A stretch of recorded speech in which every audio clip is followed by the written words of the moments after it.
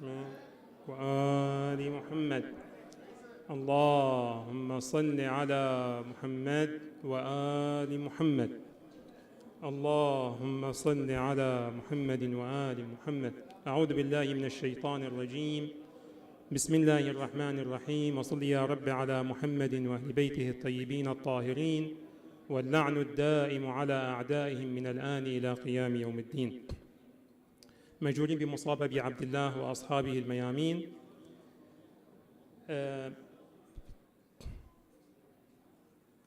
الكلمة في هذه الليلة وليالي ثلاث إن شاء الله نتحدث عن إبليس الشيطان.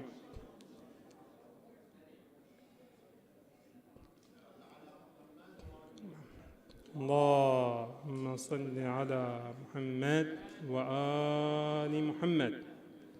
اللهم صل على محمد وآل محمد. اللهم صل على محمد وآل محمد. الموضوع مهم جدا. السبب بأن احنا ما قاعد نتكلم عن شخصية أسطورية أو شخصية مسرحية، احنا نتكلم عن شخصية حقيقية. وإن كان بعض المفسرين في تفسير القرآن الكريم يعتقد بأن قضية إبليس وقضية آدم عليه السلام هي قضية يعني مجازية بلاغية مي حقيقية، ولكن من خلال القرآن الكريم نعتقد تماما بأن هذه الفرضية خاطئة، وأن الصحيح أن إبليس مخلوق موجود حي يرزق موجود في هذه الأرض. الشيطان مو مجرد كائن خفي نسمع عنه أو بس فقط حق نخوف الناس منه. الشيطان حقيقة موجودة، وقصة أبينا آدم عليه السلام وخروجه من الجنة تمثل بالنسبة إلينا أهم نقطة في علاقتنا احنا مع الشيطان. الله سبحانه وتعالى أخبر نبينا آدم بأنه لا تستمع له، هذا عدو لك. بمجرد أن نستمع إليه صارت على طول القصة بخروجه غير الصحيح من الجنة. ولذلك فهاي المسألة مسألة عداوة إبليس وخطورة إبليس مسألة حقيقية وجوهرية وخطيرة. 3 ليالي بنتكلم فيها عنه، وكيف إنه هو عداوة مو عداوة شخصية فقط إلى فرد منك الواحد، هي عداوة عالمية بنطرحها بنتكلم عنها بشكل أكثر تفصيل إن شاء الله. وهذا الموضوع هو كان أصلاً مشروع كتاب أنا كنت أشتغل عليه، ولكن ما في يعني للأسف الوقت الكافي حق يطلع، فأسأل الله أن يوفقني أن أكتبه فعلاً، وأسأل الله أن ممكن إذا كان في أحد مثلاً يساعد معي حق أن نسوي هذا الكتاب. فنبدأ ببسم الله. بتكون المحاضرة عبارة عن 3 ليالي. الليلة الأولى بنركز فيها عن معنى الطاغوت في قبال خط الله سبحانه وتعالى. بعدين بنتكلم عن أصل عداوة إبليس الشيطان إلينا، وبعدين عن حقيقة وقصة وعد إبليس بالعداء إلى كل البشر، وبالتالي عالمية العداوة الشيطانية. في الليلة الثانية سنركز الحديث عن خطط واستراتيجيات إبليس الشيطان الرجيم على البشر، كيف يخدعهم، كيف يزلهم، كيف يحرفهم عن أهدافهم، وتنغيص حياتهم، تكدير حياتهم، يخلي حياتهم جحيم. ما نريد الوصول إليه أن هذه الآليات الخطط والوسائل مو الهدف منها فقط فردي. هاي النقطة أبغى أركز عليها وأعيدها وأكررها في كل وقت. هو ليس فقط تركيزه هدف فردي لسبب بسيط جدا. لما يشتغل على فرد واحد فهو أكيد بينتج يعني بيستهلك طاقة كبيرة، ولكن لما يشتغل على أفراد مع بعض فالجهد بيكون أقل والنتيجة بتكون أكبر. بنتكلم فيها بشكل تفصيلي إن شاء الله. ولذلك بيكون التركيز على خططه وبنتكلم عنها بشكل تفصيلي ليت بكرة إن شاء الله. آخر ليلة بيكون نتكلم على التطبيقات العملية لهاي الخطط والوسائل اللي سواها إبليس وكيف حولها إلى مشاريع عالمية. بنتكلم عنها بشكل تفصيلي بعدين إن شاء الله. أنا أتأكد آخذ المسؤول بسرعة لأن الوقت ضيق جدا يعني. عشان نفهم العداوة الحقيقية وش قصتنا إحنا مع إبليس الملعون، في نقطة مهمة جدا لازم نفهمها ونركز عليها، وهي مسألة أن إبليس لعنة الله عليه ما كان هدفه هو آدم شخصيا، وإنما هو كان يريد أن ينتقم من تفضيل شخص عليه، وكان موجه كل طاقته وحقده وحسده مو إلى آدم. آدم هو نقدر نسميه الضحية في الموضوع، هو يريد التمرد على الله سبحانه وتعالى، إثبات بأن هذا القرار اللي أخذته بأنك فضلت مخلوق آخر علي هو قرار خاطئ. ولذلك المسألة تأخذ هذا البعد، مو البعد أنه عداوة شخصية إلى آدم نفسه، ونتكلم عنه بشكل تفصيل. فلذلك القرآن الكريم يتكلم عن مسألة حساسة جدا في سورة البقرة آية الكرسي، ويقول فيها: فمن يكفر بالطاغوت ويؤمن بالله. فهني في عندنا شيئين أساسيين: كفر في مقابل إيمان، وما بينهما حرف الواو، بمعنى أنه لكي تحصل على الحقيقة الكاملة للإيمان بالله سبحانه وتعالى لابد أن يكون هناك كفر بالطاغوت. هاي الطاغوت يجب أن تزيل بشكل كامل، أن تكون الصفحة نقية بيضاء خالصة لكي يشع فيها الإيمان ولكي تظهر فيها كل عوامل هاي الإيمان نفسه. والنتيجة بأن من يكفر بالطاغوت ويؤمن بالله النتيجة مالته أنه استمسك بالعروة الوثقى، فمن دونهم بتكون العملية غير كاملة خلينا نسميها.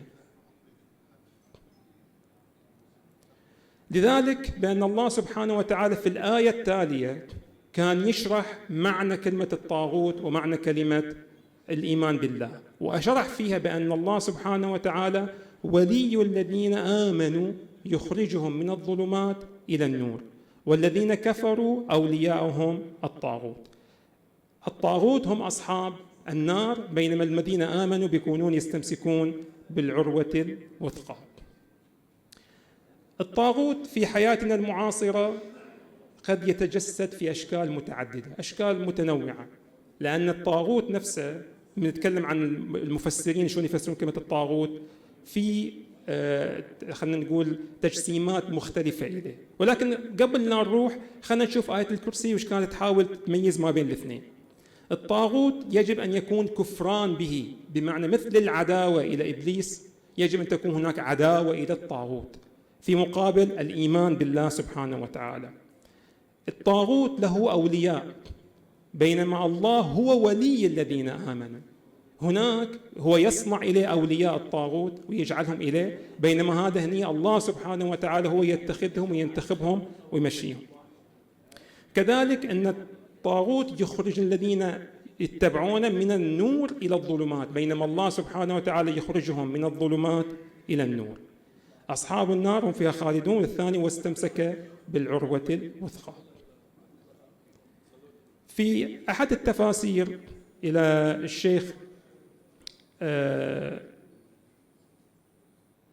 الشيخ الكاشاني رحمة الله عليه يقول أن الإمام الصادق عليه السلام فسر الطاغوت بأنه الشيطان، وفي رواية أخرى قال: كل ما عبد من دون الله سبحانه وتعالى، كل شيء معبود من دون الله فهو طاغوت. لذلك يمشي على الشيطان، يمشي على الهوى، يمشي على النفس، أي شيء يعبد من دون الله يكون بمثابة الطاغوت.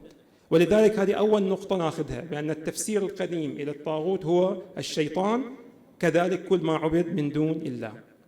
السيد محمد حسين فضل الله يقول بأن الخطة الإلهية في تعميق الدين تستلزم أن تنزع الطاغوت من داخل نفسك بشكل كامل، أن تطرد الطاغوت من حياتك اليومية والاجتماعية والأسرية والعملية، علشان يكون المكان مهيأ تماما لدخول الإيمان فيستولي على الذات كلها. كذلك يقول بأن هاي الآية هي دعوة إلى المؤمنين بأن يكفروا بالطاغوت في جميع المجالات، أكان مثل ما قلنا في الأسرة أو كان في الحياة الفردية أو الحياة المجتمعية. الشيخ محمد جواد ياملي في كتابه تفسير تسنيم يقول إن الكفر بالطاغوت هو أمر مشهود في كل الشؤون الإنسانية، في الحالة الاجتماعية والحالة الفردية. ما في نتكلم فقط إن الطاغوت يكون حالة دينية بحتة، هو في كل مكان ممكن أن يصير ذيك الساعة كل ما هو معبود من دون الله سبحانه وتعالى. ويقول بأن هذه المسؤولية على عاتق كل فرد في الأمة الإسلامية. كذلك يقول بأن إذا كان شخص ما يحارب الطاغوت ويواليه في نفس الوقت، فهذا الشخص بمثابة من يؤمن ببعض الكتاب ويكفر ببعض الكتاب. القرآن يقول يكفر بكل الطاغوت ويؤمن بالله سبحانه وتعالى. في مقابل ذلك يجب التنبيه على نقطة مهمة جدا، إن الله سبحانه وتعالى يقول إن سعادتنا الحقيقية في الدارين الدنيا والآخرة هي من خلال اتباع أوامر الله، من خلال أن احنا نطبق ما يريده الله إلينا. السبب هو خلقنا، هو يعرف الصالح والطالح من عندنا.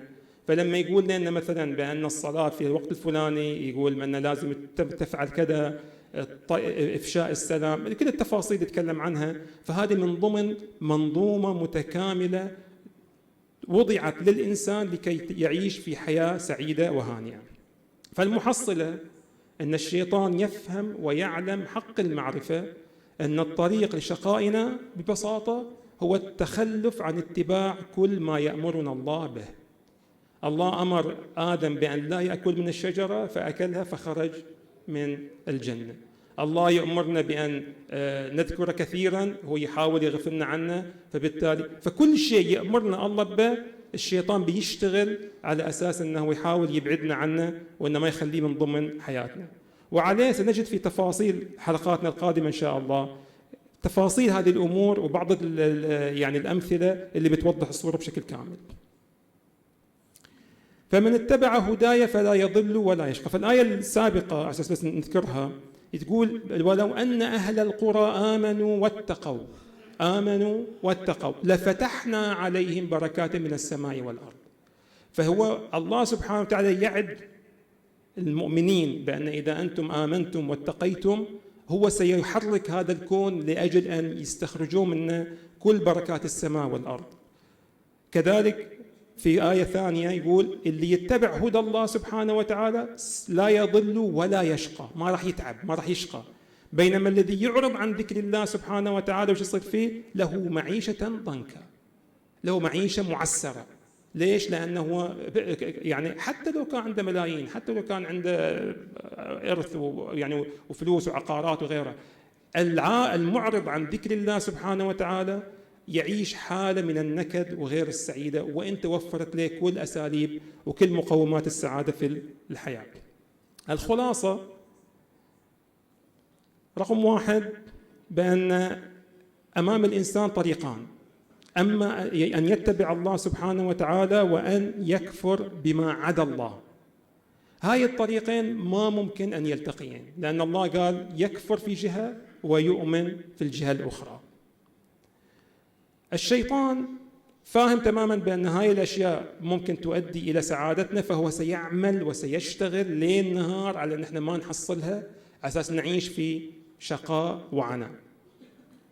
الشيطان بيلنا بأشكال ويعني نماذج مختلفة غريبة عجيبة، يتلبس لنا بأشكال مختلفة على أساس أنه يؤدينا في حياتنا الفردية والاجتماعية والعملية والسياسية وغيرها. الإيمان بالله يورث البصيرة والحياة السعيدة، بينما عدم الإيمان بالله يورث التعب والقلق والتوتر والحياة النكدة. هاي خلاصة تحاول نوضح فيها بأن طريق الحق طريق الله سبحانه وتعالى في سعادة إلينا، وطريق الشيطان في أذى في الدنيا وفي أذى في الآخرة. هم نرجع خطوة ورا شوي ونتكلم على أصل العداوة، عداوة الشيطان، مش هو يكرهنا لهالقد يعني. فللأسف طبعا احنا نتكلم عن محنة إبليس، لأنه هو كان يعتقد في نفسه بأنه هو شخص عالي المقام، وكان يتوقع من الله سبحانه وتعالى بأنه بيعطيه مقام عالي جدا، ولكن الحقيقة اللي انصدم فيها بأنه كان خلاف ذلك. فالآية الكريمة تقول وإذ قال ربك للملائكة إني جاعل في الأرض خليفة. فحدث أن الله سبحانه وتعالى أعلن قدام الملائكة بأنه سيضع في هذا الكون خليفة، وأعرض لهم هذا الشخص اللي هو آدم عليه السلام. الملائكة ما استقبلت هذا الموضوع بشكل يعني توافقي مباشر بالكامل، بل الملائكة نوعا ما قاعد تستفسر وقاعد تقول بأن يا رب هذا المخلوق ينطوي على بعض الصفات اللي ما تناسب صفاتك أنت. هذا المخلوق راح يفسد، هذا المخلوق راح يسفك الدماء، هذا المخلوق ما راح يمشي حسب أنت ما تريد ونتوقع منك. احنا مستغربين بأن أنت راح تخلق هذا المخلوق وتعطيه بأنه يكون خليفتك، ولا هو يخالف أصلا صفاتك العظيمة جدا وصفاتك الكبيرة في الوقت اللي احنا موجودين ملائكتك نسبح ونقدس. وهذا هذا يعني الهدف من الكون، وما خلقت الجن والإنس إلا ليعبدون. فالقرآن واضح بأن العبادة هي جزء مهم جدا في خلق الكون. فالملائكة قاعدين يتكلموا بنفس الأسلوب، هذا المخلوق راح يدمر الكرة الأرضية، أنت كيف تجعله خليفة؟ فهذا التساؤل لم يكن اعتراضا على إرادة الله سبحانه وتعالى، إنما طلبا للفهم وإظهارا لحرصهم على طاعة الله وتنفيذ مشيئته. الله سبحانه بعلمه قال لهم إني أعلم ما لا تعلمون. فموقف الملائكة يعكس إخلاصهم، يعكس إيمانهم بحكمة الله، وهم قاعدين يتساءلون بأن يا رب إحنا مو فاهمين اللي قاعد يصير.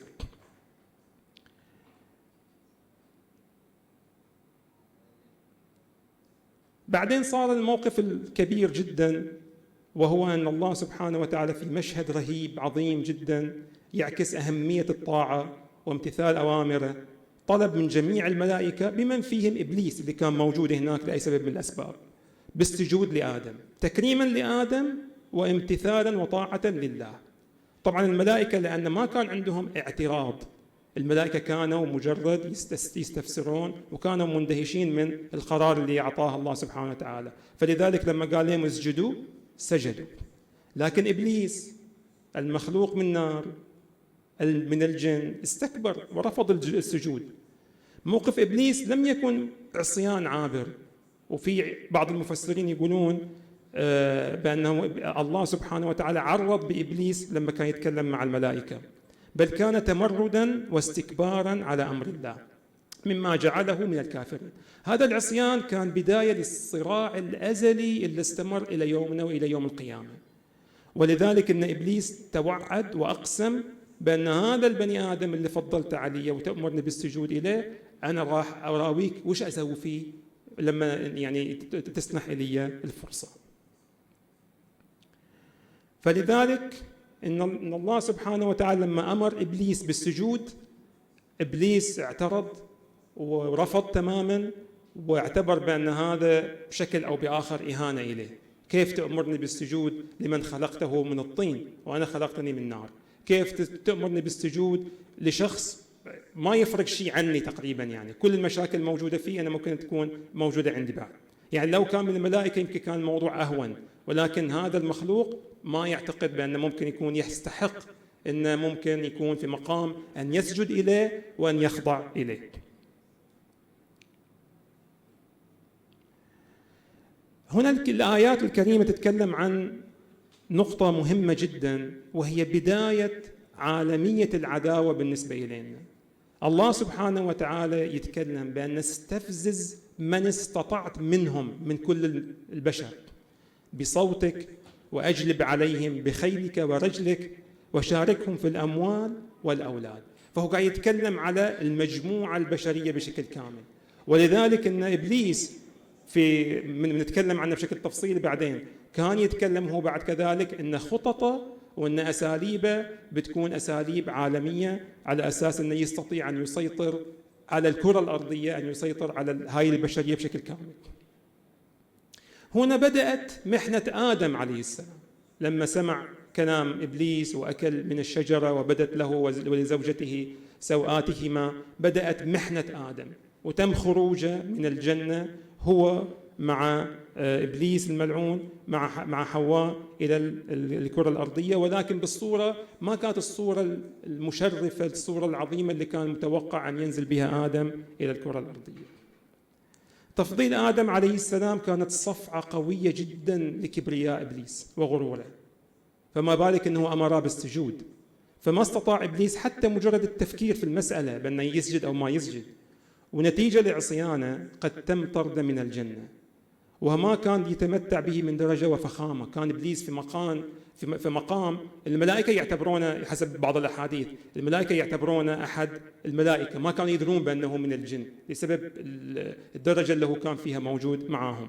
وكل ذلك، كل هذا الخسران اللي خسر إبليس كان بسبب من هذا المخلوق اللي اسمه آدم. لذلك العداوة إلينا متأصلة، لأنه أمر بالسجود، بعدين طردوه من الجنة، بعدين صار عنده الحسد والحقد على هذا المخلوق، وقال أنا خير منه، خلقتني من نار وخلقته من طين. كذلك اللي هو التكبر الأصلي الموجود في إبليس لعنة الله عليه، والغضب الشديد على هاي الموقف اللي صار. ولذلك قال أرأيتك هذا الذي كرمت علي، هذا المخلوق حتى ما ذكر اسمه، أنا راح أراويك وش أسوي فيه من خلال السنوات القادمة أو الفترة القادمة. فالانتقام كان جزء كبير جدا من التوعد اللي توعدنا به الشيطان الرجيم من بداية القصة مع النبي آدم عليه السلام. فماذا رأوا؟ نقطة مهمة جدا،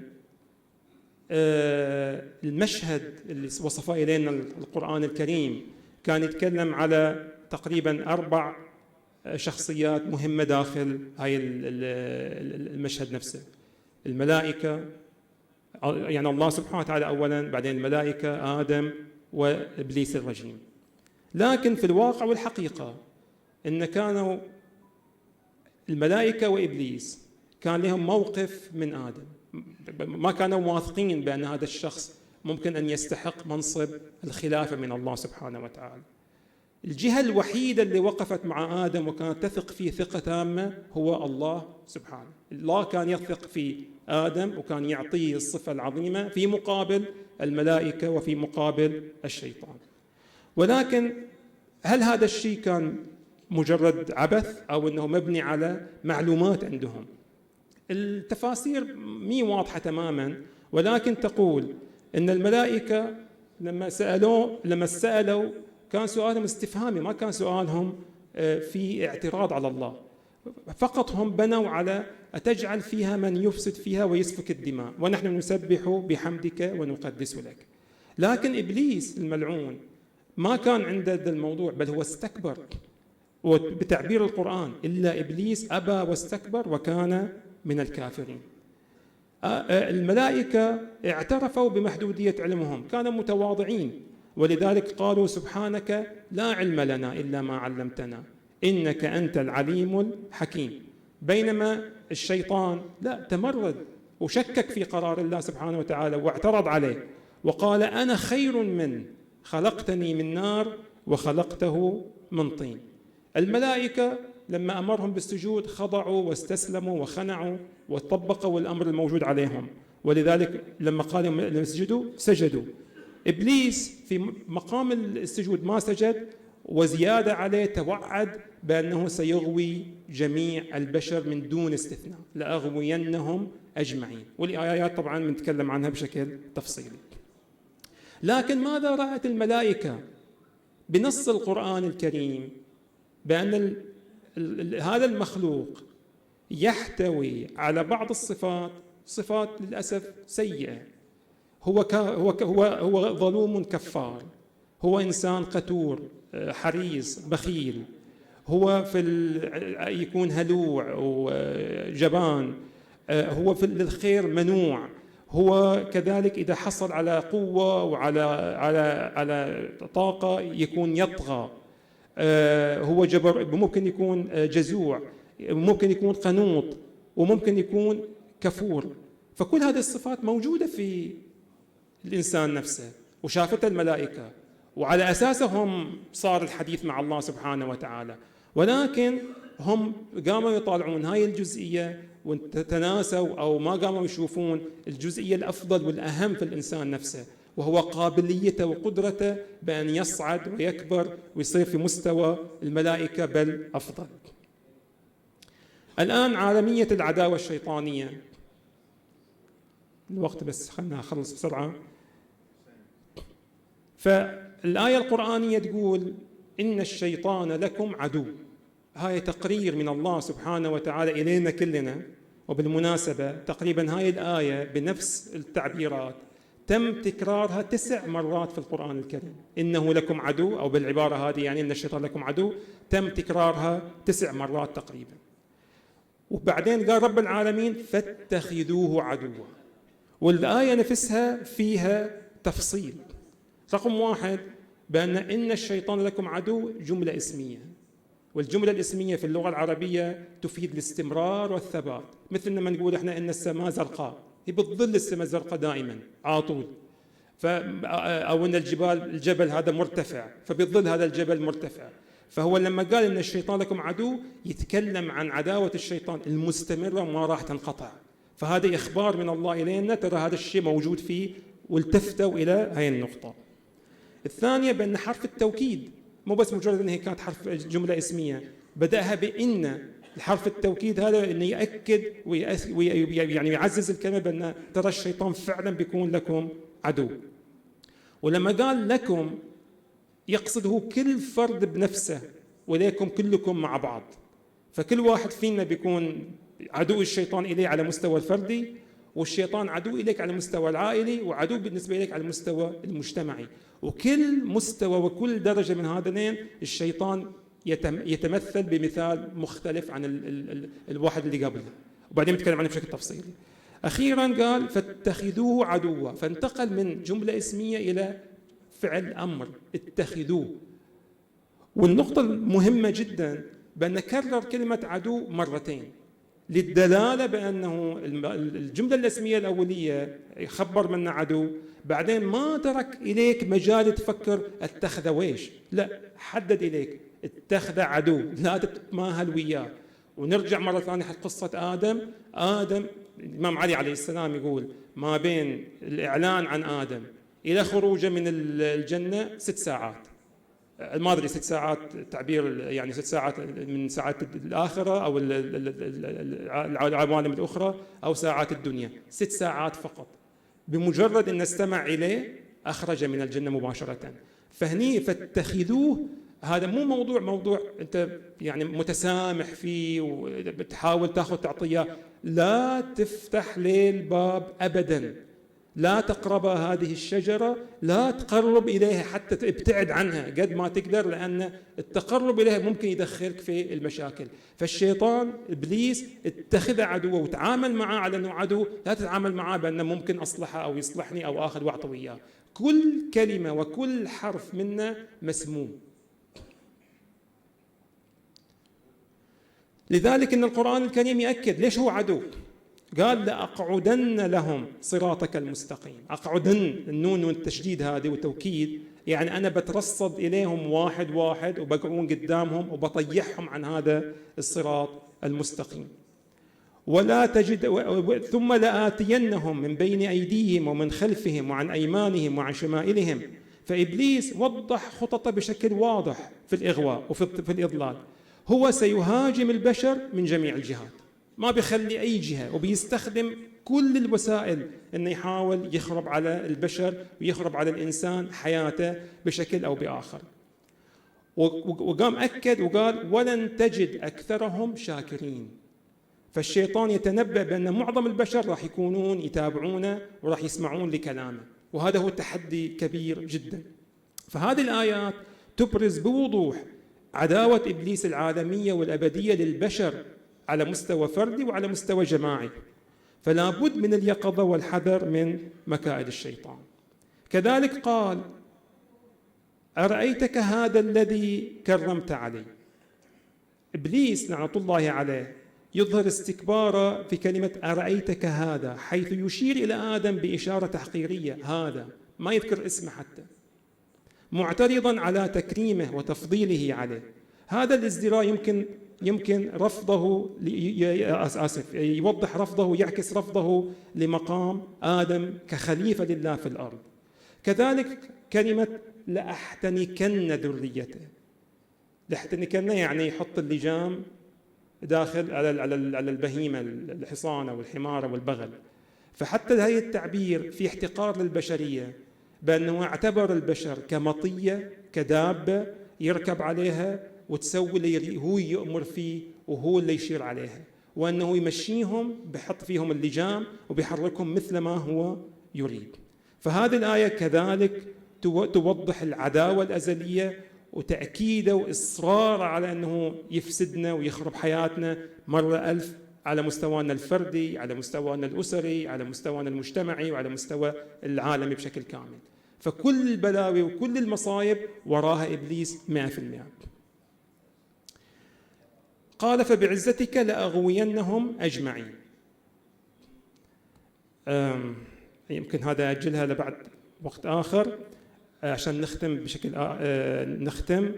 فنقول بأن الشيطان في كربلاء كان متواجد، لأن هناك كانت الحرب ما بين الطاغوت وما بين من يؤمن بالله سبحانه وتعالى. ولذلك بأن الحديث عن رسول الله صلى الله عليه وآله قال: الأئمة من ولد الحسين عليهم السلام، من أطاعهم فقد أطاع الله، ومن عصاهم فقد عصى الله، هم العروة الوثقى وهم الوسيلة إلى الله تعالى. فالتمسك، الإيمان بالله يؤدي إلى التمسك بالعروة الوثقى. تفسير بالنسبة لهذا الحديث أن التمسك بآل البيت عليهم السلام دليل واضح على من هم الذين آمنوا بالله سبحانه وتعالى وكانوا في مواجهة الطاغوت. في حديث أنا ما راح أوقف عنده بشكل مطول، أنه حدث ما بين زينب عليه السلام وأبوها الإمام علي عليه السلام، وكان يتكلم عن وش راح يصير في على الإمام الحسين. فيقول لها بأنه لما يصير موقف قتل الإمام الحسين، إبليس لعنة الله عليه يفرح ويطير بشياطينه وعفاريته، وما كان مهتم بقتل الحسين بقدر ما مهتم بأنه يعني أدرك من ذرية آدم الطلبة، استطاع أن يغوي البشر بقتل الإمام الحسين وأهل بيته، فبالتالي استحقوا هؤلاء جهنم واستحقوا الجحيم بسبب ما فعلوه. فهو مو مهتم بقتل الإمام الحسين كغاية أو كغاية أخيرة بقدر ما هي وسيلة لإضلال جميع البشر. ولذلك يكمل الإمام علي عليه السلام بأن إبليس سيعمل على تشكيك الناس في آل البيت لأجل أنه ما نتمسك بالعروة الوثقى، وما يكون عندنا الذين ينجون ويهدون إلى الصراط المستقيم.